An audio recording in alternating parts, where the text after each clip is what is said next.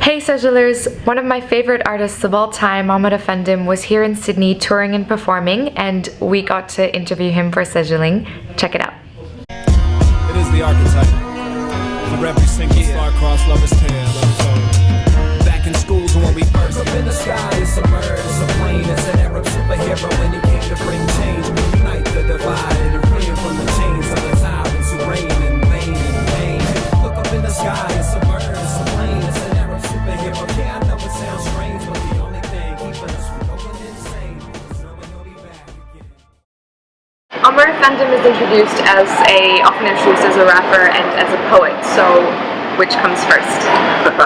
I mean, they go hand in hand for me, you know. I'm very proud of the lyrics that I write, and so I'm always willing to recite them without a beat, but at the same time I love hip-hop and I rap, you know, so when I get the opportunity to use music, I also do that as well. So it's just, I think, another way of kind of helping to bridge generational gap sometimes, you know, so people can kind of understand that, yeah, there's perhaps a bit more to it than what they might think is rap music, you know. So Diplomatic answer. I noticed that you mix both Arabic and English in your poetry pieces, something that not a lot of Western artists of Arabic heritage tend to do, at least maybe not in Australia. So does that come naturally to you, or is that something that you choose consciously, and if so, why? I think a little bit of both, in the sense that, like, it definitely comes naturally because that's just a reflection of my upbringing and my daily life. You know, I often say that, like, 30% of my first album is in Arabic, and it's probably a good representation of my, you know, use of the language on a daily basis in America.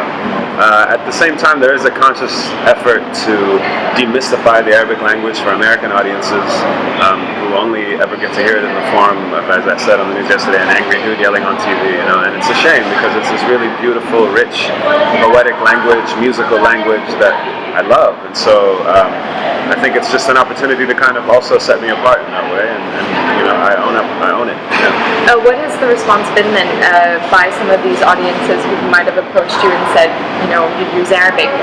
Does it change their perception of the language? Can they relate to it, or does it become more accessible then? Surely. I mean, I think what's funny sometimes is that they don't even know it's Arabic. You know, like, oh man, what kind of language is that? Is that Spanish? I was like, no, this is the Arabic language. No, really? You know.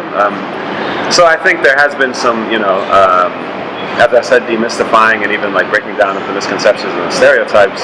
At the same time, also, I think I've been very pleasantly surprised to see over the last decade, a lot of young people in America are really taking a liking to the Arabic language and are studying it at university. A lot of what I do as a performer involves, you know, engaging students in university settings, and each and every year, sure enough, like the numbers of students who are studying Arabic at these different departments it's just growing.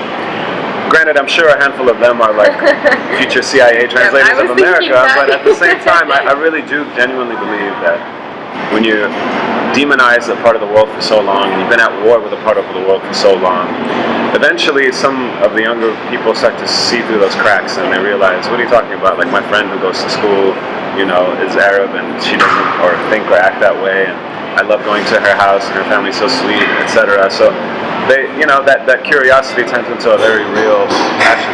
Yeah, so. Yeah, I think there's definitely, you can see parallels in that here as well, in the sense that the rising students taking Arabic and things, and an interest obviously in the region. So following on from that, what inspired you to make the link between classical Arabic poetry and folklore, like say the use of the story of Layla and Majnun and the poetry of you know, the greats Nizar Qamani and Mahmoud Darwish, to between that and American hip hop? You know, I think it's just, again, a reflection of my upbringing. I went to an Arabic school growing up, so I grew up studying the Arabic language and Arabic culture. These stories and these poems are very important to our, you know, our people, our families, our history. And at the same time, you know, I was listening to hip-hop music, and interestingly enough, within hip-hop culture, there was already this sort of acceptance and appreciation for Islam. And with that came, you know, the peppering of Arabic words within a lot of like the lyrics, and so it wasn't odd for me to refer to Allah, Prophet Muhammad, etc. in my work. And so, you know, I kind of embraced that, and I think also, like, in an effort to really kind of be that cultural bridge, it, sometimes requires very literally kind of translation, to just explain to people. Especially after 9/11, so many of us were, in the business of saying what we're not. We're not terrorists, we're not extremists, we're not this, we're not that. So this was an opportunity for me to kind of show them who we are and why we're so passionate about our culture and our heritage. And there's a direct linkage, in my opinion, between Arabic poetry and the way hip-hop artists express themselves. And that shouldn't be surprising to people. I mean, it happens all over the world. It's really just these oral cultures and traditions that are at the root of so many indigenous cultures around the world. Definitely, there's an overlap there. But then you happen to make it work in reverse because you adapted a famous Langston Hughes poem, I believe, into the Arab Speaks of the River. Yeah. And hearing, the Mississippi River spoken about in such, Arabic, formal Arabic poetry was probably quite an ear catcher, actually. Yeah. So, how important do you think that this kind of artistic exchange is to the reporting of the Arab-American, or in our case, Arab-Australian narrative, so to speak? I think it's really important to make those links very directly sometimes. And also what's interesting is that Langston Hughes in that particular poem was already doing that. He was referring to the Euphrates River, the Nile River, the Congo. And so it wasn't like I even really necessarily had to translate. It just existed already in our lexicon. So that was something that I found very special about that piece in particular. And, again, about that one, it's a short poem, but it's so important, in the sense that he takes the most fundamental, essential kind of element of civilization, which is these freshwater sources of life, these rivers, and they're everywhere. It's something that every human being can kind of relate to in their own experience, and he was able to capture that in such a beautiful way, and I felt like doing it in Arabic would only kind of enrich that. And so, I hope that's the case, but I'll be honest, I never really set out with the intention of cataloging Arab-American history or what have you. It just happens more naturally, and eventually you realize that, especially in this case, I did it so early on, I don't think, nobody really caught wind of it until way later, and that's always surprising to me, but it's I guess gratifying in its own way, So then, from that, as Arabs growing up in the West, it can be a difficult balance maintaining a connection with our background, that many of us are only familiar with through a couple of family stories, slang here and there, or even just the dishes, the traditional dishes that our families cook up for us. So, how do you think children of hybrid cultures then should be approaching this issue of identity, and especially in this day and age where it's become more apparent, as you said, in a post-9/11 world, perhaps?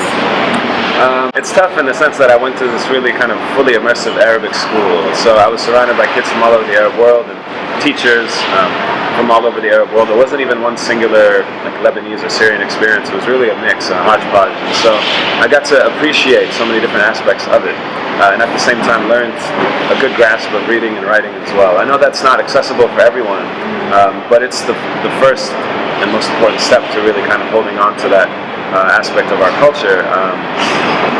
At the same time, I think, the internet is this huge resource, that we have now at our fingertips. We're a click away from the answer to any question. Sometimes we have to make sure that the research is accurate, of course, So not Wikipedia. Well, yeah, Wikipedia is a good start, I think, but it'll just help spark, hopefully the interest and the curiosity to keep pushing, and find out more. And something that I've often said is that we have a unique opportunity to also shed some of this cultural baggage that was holding us back, some of the things that don't necessarily serve us, not even just in society here, but back home, so we can kind of offer an alternative, where a young woman, for example, can be inspired to do whatever it is they want and not feel hindered by the pressures of society, And same thing with young men, to kind of realize that there's different ways of expressing themselves and different ways of being Arab, Muslim, what have you, that are still very much I guess respectful of our traditions, but at the same time, new and fresh and unique to us.